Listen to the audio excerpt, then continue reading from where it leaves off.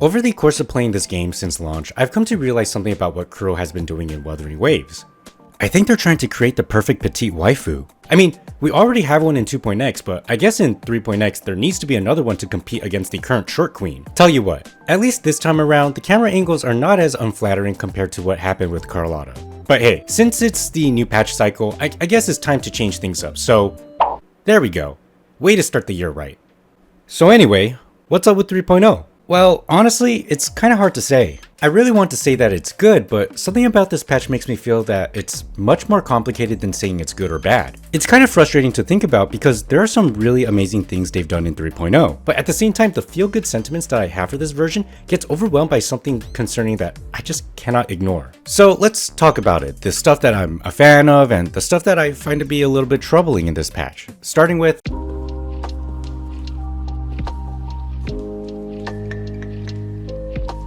So you may have heard criticisms about the first half of the story being along the lines of the fact that there's a lack of Chisa and this game is turning into Gathering Wives. Now, as much as I think these criticisms do hold a little bit of weight, these statements do feel a little disingenuous to the real problem that's at play here. Or, at the very least, it lacks the nuance necessary to point out the problem. So let's go back a bit. If you recall, Chisa was someone we met in 2.8 who had to deal with the fact that 20 years had passed in her absence despite her only experiencing 2 months being trapped in the Sonoro. This places Chisa as someone who was displaced out of time and has to cope with the reality that things are different when it comes to the world around her, especially when it comes to the friends she made at the academy and her parents who might be worried about her disappearance. In fact, we know her mother went to Star Torch for a commission to design the Academy's new uniform, and perhaps while she's at it, find a clue about Chisa's disappearance. 2.8 touches the surface over the concept of a young girl being thrown out of time and shows us how Chisa will have to come to terms with something like this. And the quest made it seem like this kind of issue would be ongoing as she decides that her next step to moving on would be to travel into Lahai Roi with Rover by her side. But I guess that's not the case, as we seem pretty indifferent to her situation when we made it to Lahai Roi. You see, after the whole 3.0 opening with the Void Worm chase sequence, I was wondering if we dropped in and found ourselves in danger, I wonder if Chisa is okay. You know, something a concerned friend would think. But I guess the thought never crossed Rover's mind. I mean, at least Chisa had some decency to check in on you, especially when it was revealed that she was dropped off elsewhere 3 days ago, but I'm glad she's okay. So let's regroup and catch up. You know, when I finally saw them, it really sank in. For me, it's been months. For them, I've been gone for over 20 years. I'll adapt, reconnect with my family, catch up on schoolwork, fill in the lost years. It feels like I'm just a girl about to start everything afresh. There will be worries, regrets, but I'll keep moving forward. Guys, I think 2.8 straight up wasted my time. Yeah, so we went through that entire therapy session with Chisa only to have her whole character arc be finished in just a few lines about her meeting up with her parents and everything is going to be okay. It's an open and shut case, I guess.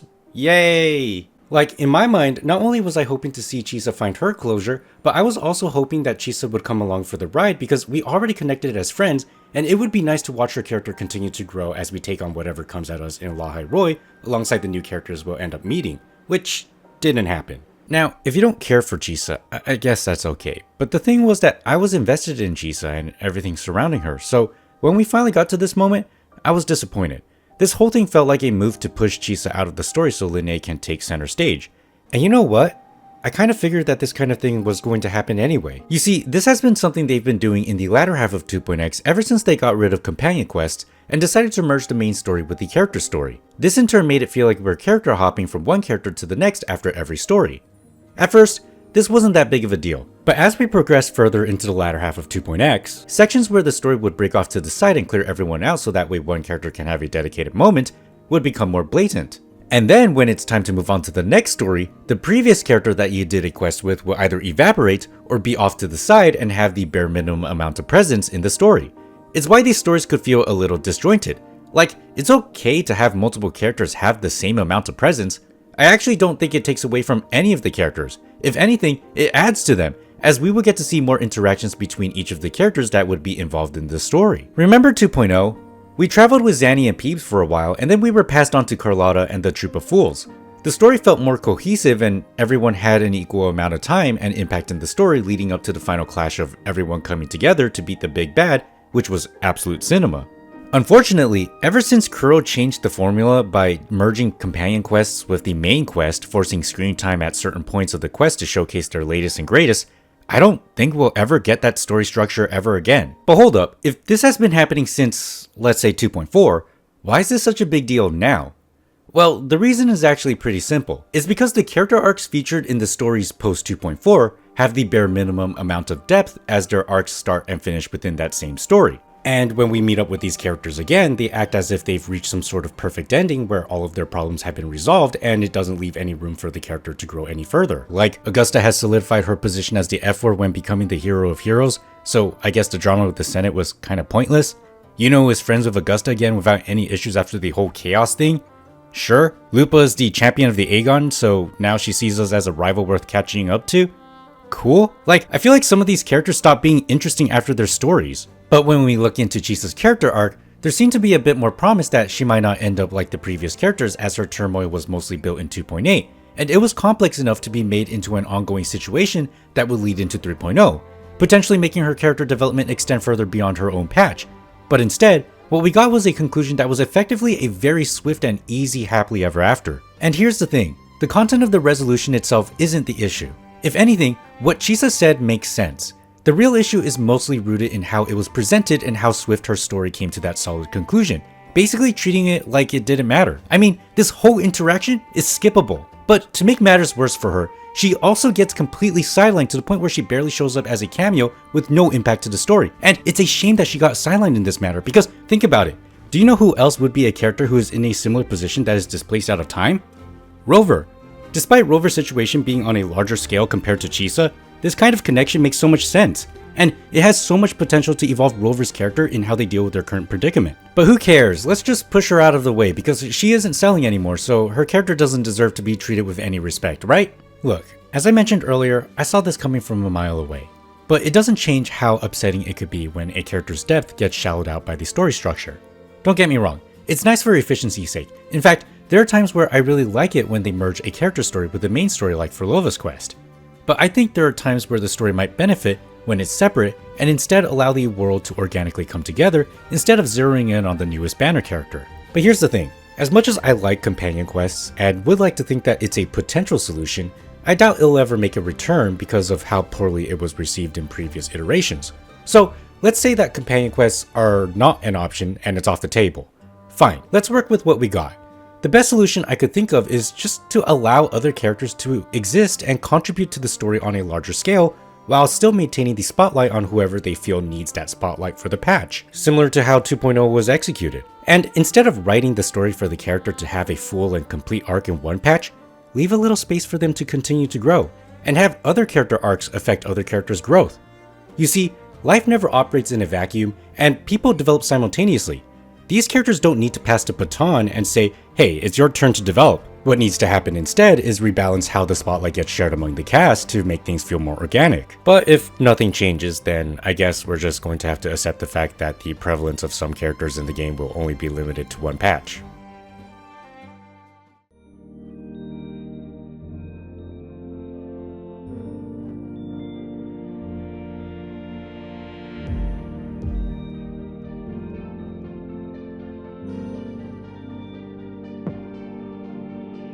Okay, I spent way too much time talking about Chisa despite her existence being a footnote in this patch, so let's talk about the actual story. Well, part 1 of 3.0. Starting with my favorite cutscene in this entire patch. You're awake.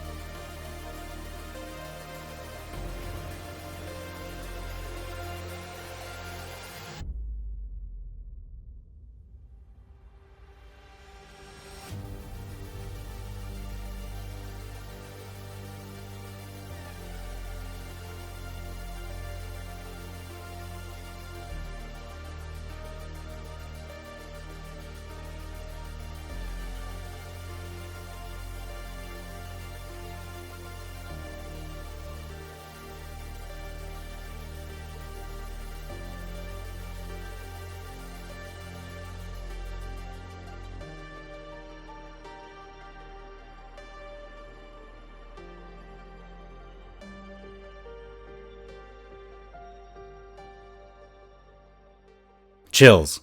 Like seriously, this cutscene alone could serve as a trailer for 3.0. It perfectly captures your journey leading up to this point along with the emotions that came with it. When it comes to moments like these, Kuro never lets us down. And speaking of moments, man, when it comes to the Void Worm, it's so epic. No one can argue that fighting the Void Worm at the end of the story was some of the coolest experiences you could possibly have in the game. And hell, it's not even the Void Worm at the end, it's also the beginning that was really sick. It starts the whole patch loud and proud where you get a personal look at what's plaguing this new region, along with a mini tutorial of the new traversal mechanic. This opening is an action-packed set piece that does a fantastic job at setting the tone for the new adventure that awaits you. And what awaits us is school. I'm trying my best to accept that Rover is now a student, but at the very least, they could have given us a school uniform. I mean, I'd be so down for that. Since you're joining midterm, a lot of things aren't ready yet. That's what happened to me, too. Don't worry, those will come later. Alright, Kuro, I will hold you to that. You better give Rover a new look. Lack of school uniform aside, this quest was what you'd expect out of a little school enrollment. Sprinkle in some plot setup and some Linnae moments, you get the full package. Now, I did have a small issue with the Linnae moments in the story. You see, we had 2 moments where we sat and had Linnae explain her story.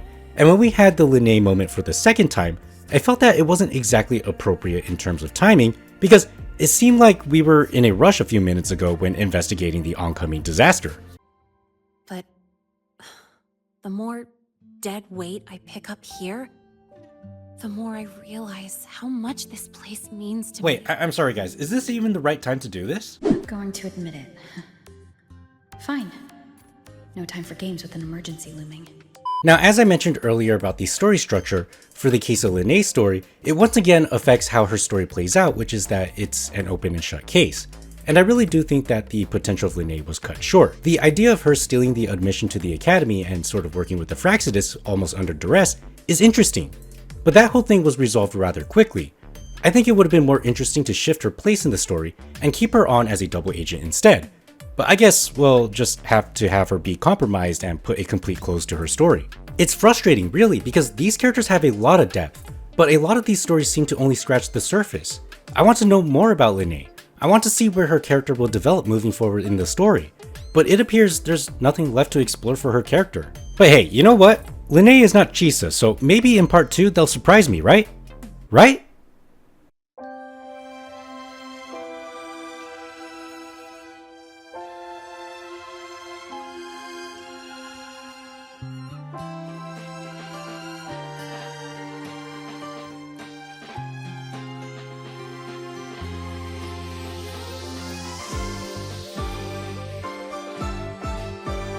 So the second part of the story is much better in that it doesn't completely remove Linnae from the story. I really want to hit the road with you again, but I'm kinda on a mental health watch list.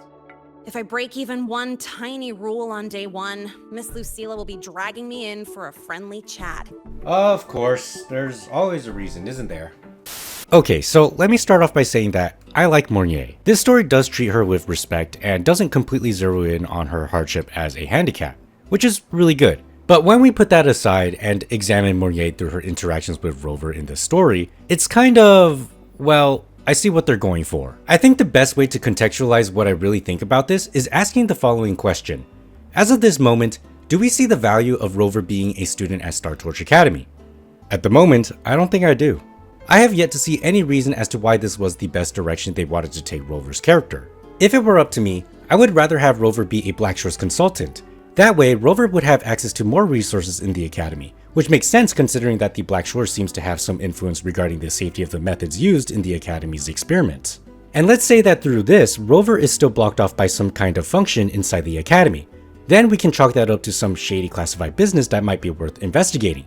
That way, Rover's position wouldn't be just a title, but it would also have a function that plays with the necessary story beats. And if we were to apply that to Mornier's interactions with Rover, it would make more sense as opposed to the strange relationship of us being a student and her being a professor, and then we flip that around and we are now her mentor because that's what we were to her in the past. In a weird way, this story makes it harder for me to accept that Rover is now a student at Star Torch Academy, no matter how hard I try to convince myself. But guys, she's the new waifu of the week. Look, she's calling us mentor. Look, we're having a party and chilling by the campfire together. This is great. Now let's go stargazing. Peak story, everyone. So, where's the plot? Guys, I think I found it. You know, when it comes to waiting a few weeks for the next part, it actually feels like an eternity to get to the actual plot of the story, but here we are, and you know what? I like the lore they're presenting us. But then we get this interaction. Arbiter, please, grant me this authority.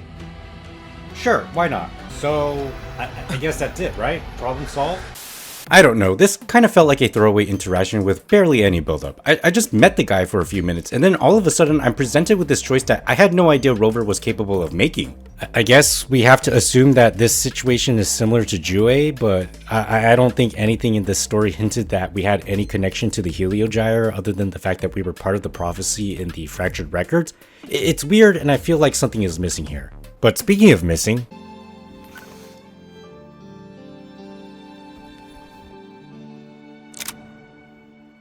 well, I guess Chisa is forever lost to us. I hate to beat a dead horse, but let me tell you something. Did you know that Chisa already interacted with Linnae?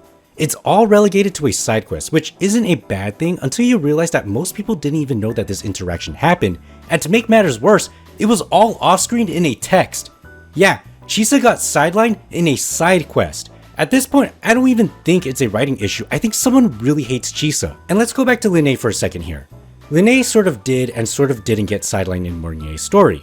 They made a very good excuse as to why she couldn't participate in the story, but when it comes to her returning to the story, the most we get out of Linnae is that she'll testify against a bad guy, and that's pretty much it. I think it would have been sick if Linnae broke the rules to save Mornier at the very end, which would be a great character moment for her, and better solidify her presence in the story leading up to this final moment. The other issue that I have with this story is that there were times where they name dropped the two other playable characters that would show up in 3.x. But the thing is, they never showed up. And honestly, I don't think it would hurt to introduce them into the story here as well. But hey, this patch is here to highlight Linnae and Mornier, right? Right? Now, going back to Mornier, as a PGR player, I can't help but compare her story to Lamia's considering that they're both in a similar position in terms of physicality. For those who don't know, Lamia had her lower half of her body removed when she was born because her pregnant mother was caught in an accident. Sounds quite similar, doesn't it? When it comes to handling handicapped characters like these, they couldn't have done a better job. For both cases, they neither glorify their handicapped status nor make it their entire personality. Instead, it's treated as an accepted part of their life, hardships and all. But when we compare Mornier's overarching story with Lamia's, well, I prefer Lamia's story because I find it interesting to see Lamia be a victim of a cold meritocracy that values academic superiority that would push civilization to the next level, over empathy leading to a story of an individual trying to survive improper child development and showcasing the mental toll it has on the said individual. Plus, Lamia is an antagonist, so there's bonus points there.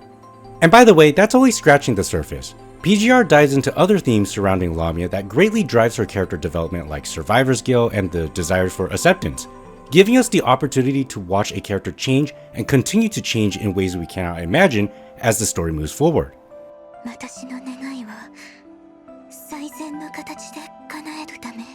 When looking back at Mornier's story, I think it barely resembles a character arc. She's gone through most of her hardships with her current circumstance, and most of the time, we're just giving her a little nudge towards building her ultimate resolve.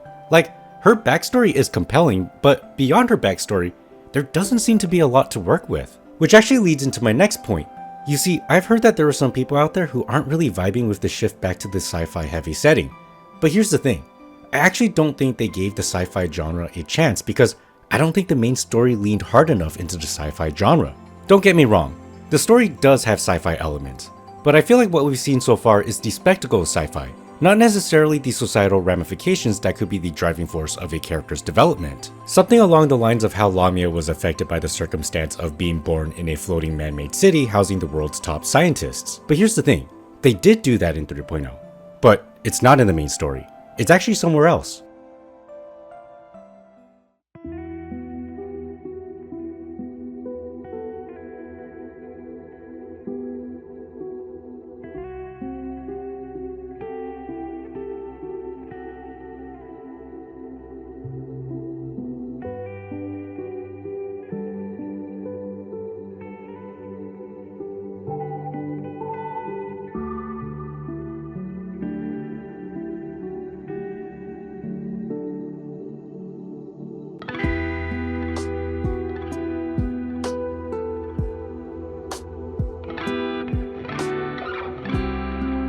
If there's one thing I think Wuthering Waves has really struggled with, it's the open world.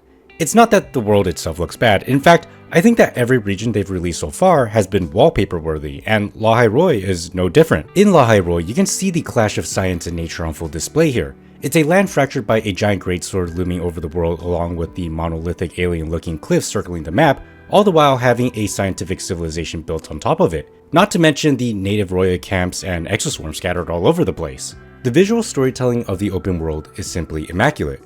The only thing I could possibly criticize is that it's hard to see any unique landmarks aside from the greatsword since you're usually surrounded by a bunch of towering cliffs. Aside from that, it's a good looking region, much like the other regions released prior. So how could I say that WuWa has struggled with its open world? Well, as much as Kuro can create some wallpaper worthy worlds, most of the time, when it comes to exploring it, it lacks substance. But what do I mean by substance?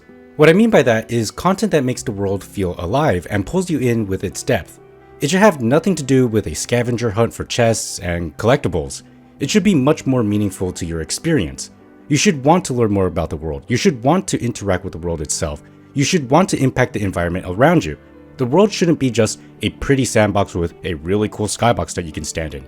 You should want to build a connection with that world. This can be found through side quests that continue to build the world around you, secrets that gives you a sense of discovery, minor interactions that align with the region you are in, and unlockables that gives you a sense of progression. Looking back, there were a couple of times where Kuro has achieved something like this. It was with Mount Firmament in 1.1 and Ragunna in 2.0. As for the other times when Kuro releases a new area, it doesn't leverage their unique identity, or at the very least it's not at the same level, and instead, the regions become a pretty backdrop where you can grab some chests. But in 3.0, I think they really knocked it out of the park. Lahai Roi is everything I wanted to see in an open world game. In fact, out of every patch I've played in Wuthering Waves since day one, I think I've had the most fun exploring this entire region than any other region before. But I think it's more than that. I think they truly leaned in on the sci-fi theme and gave us an experience that conveys the true potential of the genre itself. Now, there's an obvious bias because I prefer the sci-fi genre over the more fantastical high fantasy setting, but let me just say that when they attempted to execute the sci-fi setting in 1.x, I think they really fell short in that department. But here in 3.0, it's an entirely different story, and the best place to see this is through the exploration quests. To say that there are a lot of exploration and side quests is an understatement. The entire experience of going through every quest in Lahai Roi may as well be a game on its own. But here's the thing, these quests aren't some random slop that gets slapped in to pad the playtime. No, these quests are expertly written with stories that I find to be far superior compared to the main story in terms of characters, exploring deeper themes, and world building. But hold up here, isn't that the point of an exploration quest? Well, yes, but there's no rule saying that the main story couldn't do the same.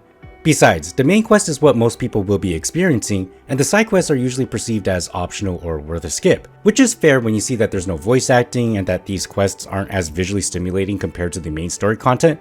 But here's the thing, for 3.0, you are missing out if you decide to skip these quests because they will give you a chance to see what the shift to this setting truly has to offer. Take the exploration quest related to the Operation Frontier Renewal activity as an example. The overarching premise is that you need to rebuild the Space Trek Observatory and the roads across Lahai Roi. And in the center of all of this is Dalifa, a Roya native who works at the Space Trek Observatory. Now, Dalifa is a very compelling character whose values come from two different worlds, and is trying to rebuild the observatory all the while trying to navigate through the trauma of being the lone survivor of a void storm that took her entire family. Heck, she can't even communicate properly. She needs to use her forte on her robot friend to form a bridge that allows her to communicate her thoughts. What's interesting is that we don't meet her at the last legs of her character development, we meet her when she's still working to recover from the disaster that befell her, meaning that we'll get to walk with her every step of the way in her journey.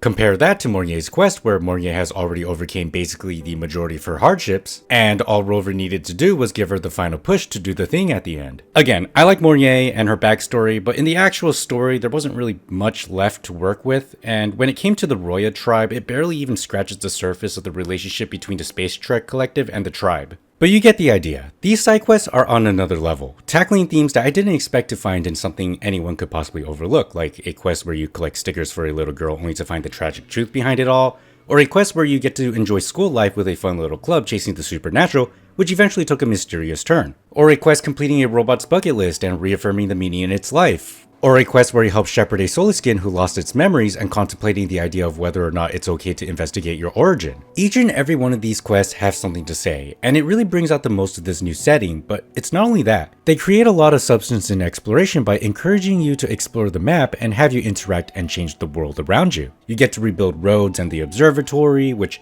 by the way is a little grindy, but totally worth it when you find out that you can unlock this really cool tunnel. You can use the updated Echo projector system to unlock collectibles, or light up the alien cliffs. You get to settle roadside conflicts or even ride those flying mechanical rays. But you get the idea. There's a lot to do and a lot to see. And the world rewards you, not just through asteroids, but through the act of discovery and change. All of this makes for a fulfilling experience, and what brings it all together is the new form of traversal, the motorbike. When I think back to Flight, I realized that one of the problems I had with it was that it made the exploration feel too cheap, and there was barely any connective tissue linking it back to the world. Don't get me wrong. I like Flight, but flying to the top of a tower doesn't feel all too meaningful aside from maybe getting a collectible or two. The motorbike feels different in that it takes a different approach where it's much more grounded and the world around it synergizes with this form of transport. And I'm not just talking about the rewards of a new roadway, I'm also talking about the race courses that are much more creative than the Flight wind tunnels. On top of that, the bike has upgrades that can only be unlocked through exploration and is also tied to the combat and void zones. And as a little cherry on top, you can try to collect additional paint jobs for your bike just by exploring and doing side quests as a cool reward. We even get some mini collab paint jobs, which is really cool. Oh yeah, there's also an onboard radio where we can listen to our favorite soundtracks, so the act of unlocking music finally has a functional purpose. So when putting it all together, the progression, the compelling stories, the interactions you can have in the world, that feeling of discovery, all of it is what gives exploration substance. And I think Kuro knows that this is what they should be focusing on because they made the scavenger hunt for the chest super brain dead.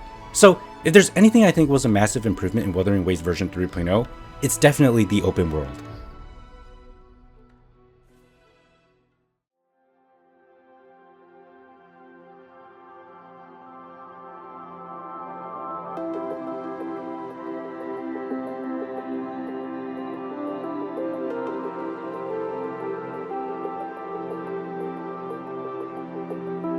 Okay, so there's so much more to cover when it comes to version 3.0, like the whole Tomb Break thing and the new endgame mode, which are both great additions to the game. But I don't have any deep thoughts about either of those. However, I will say that I do not like the fact that they brought back the card game and they're trying to shove it down our throats. I don't care for it, and it's not why I play this game. And then there's the bugs, which, yeah, it happens unfortunately. And it's annoying to have to update the game literally every day because of the many bug fixes they need to put in, but that's how it is. These topics are not as important to me compared to the main story and exploration, as they are the front-facing pieces of content in this version, considering the fact that they are the first point of contact when it comes to introducing this new patch cycle. And to me, they represent the core of what makes this version. Aside from the combat, I'll only talk about combat if it really becomes a big concern. So here's the thing about Wuthering Waves version 3.0. I think they misunderstood the assignment. They clearly listened when people complained about the companion quest, so they changed the formula. But I don't think the formula works for this patch, or at the very least, it's currently a little unbalanced. I'm okay with them trying to sell the banner characters in the main story. Fine. But I think the way it was executed here pulled attention away from building the foundation to the region's arc, and in turn, failed to sell the shift back to the sci-fi heavy setting in the same story. Hell, I'm still not even sold on Rover being a student in this arc.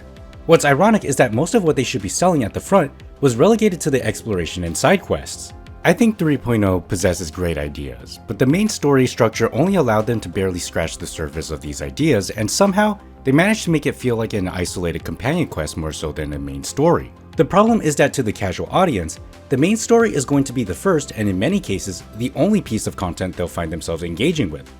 And the fact that the content outside of that possesses some qualities that the main quest lacks is quite concerning. Now, I'm not going to attribute what's going on in the main story to something nefarious, yet. But when looking back at PGR and seeing Kuro implement the Phyllotree banner, well, let's just say that the optics don't seem to be in their favor. I just hope that Kuro barely scratching the surface is intentional and later down the line, it becomes really deep and thought-provoking. And perhaps, maybe not delete previous characters from existence.